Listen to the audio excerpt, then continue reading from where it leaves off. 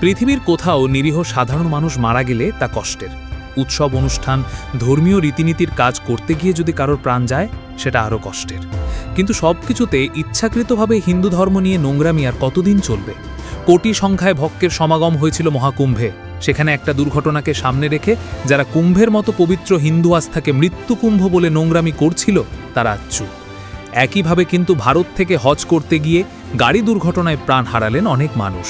না, কোনো সংবাদ মাধ্যম এখনও হেডলাইন হয়নি মদিনায় মৃত্যু মিছিল। সৌদি আরবে বাস দুর্ঘটনায় ৪২ জন ভারতীয় হজযাত্রীর মৃত্যুতে মুখ্যমন্ত্রী মমতা বন্দ্যোপাধ্যায়ও এমন কিছুই বলেননি।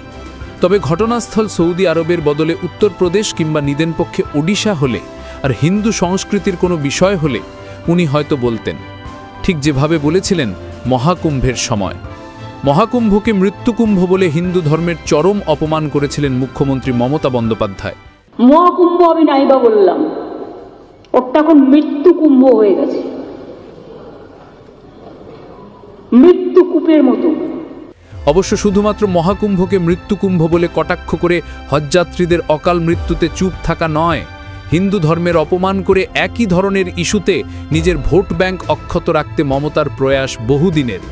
চণ্ডীপাঠের বিকৃতি হয়, সরস্বতী পুজো, বসন্ত উৎসব মিলেমিশে একাকার হয়ে যায়, অথচ রেড রোডে বিশেষ ধর্মের অনুষ্ঠানে কোনো ভুল হয় না মমতার।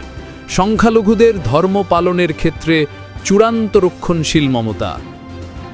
দিনরাত সংখ্যালঘু ভোট ব্যাংকের রাজনীতি করার পর মোদী সরকারকে সেকুলারিজম নিয়ে জ্ঞান দেয় তৃণমূল। তৃণমূলের দলদাসদের জানা উচিত, সৌদি আরবের মাটিতেও স্বজনহারা ভারতীয় পরিবারগুলির পাশে দাঁড়িয়েছে মোদী সরকার। বুধবারই সেদেশে পৌঁছে গিয়েছে ভারতের উচ্চ পর্যায়ের প্রতিনিধি দল। সেই প্রতিনিধি দলের নেতৃত্বে আছেন অন্ধ্রপ্রদেশের রাজ্যপাল এস আব্দুল নাজির। তারা সেখানে ক্ষতিগ্রস্ত পরিবারগুলিকে যথাসম্ভব সাহায্য করবেন ও মৃতদের অন্ত্যেষ্টির ব্যবস্থা করবেন। মোদিজি ফের চোখে আঙুল দিয়ে দেখিয়ে দিচ্ছেন একজন প্রকৃত প্রশাসকের ভূমিকা ঠিক কেমন হওয়া উচিত। মহাকুম্ভকে মৃত্যুকুম্ভ বলা বা সংখ্যালঘুদের দুধেল গাই বলা নেত্রীর সঙ্গে অবশ্য মোদিজির পার্থক্য বরাবর ছিল, আছে, এরপরেও থাকবে। সুশাসন ও সবার ন্যায়, সবার জন্যে বিকাশের নীতি নিয়ে চললে তোষণের রাজনীতি করতে হয় না, কোনো গোষ্ঠীর মানুষকে ভোট ব্যাংক বানিয়ে রাখতে হয় না, শুধু কাজ করে যেতে হয়।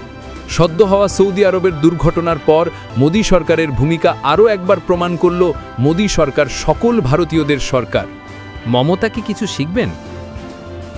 মাধ্যম ব্যুরো রিপোর্ট।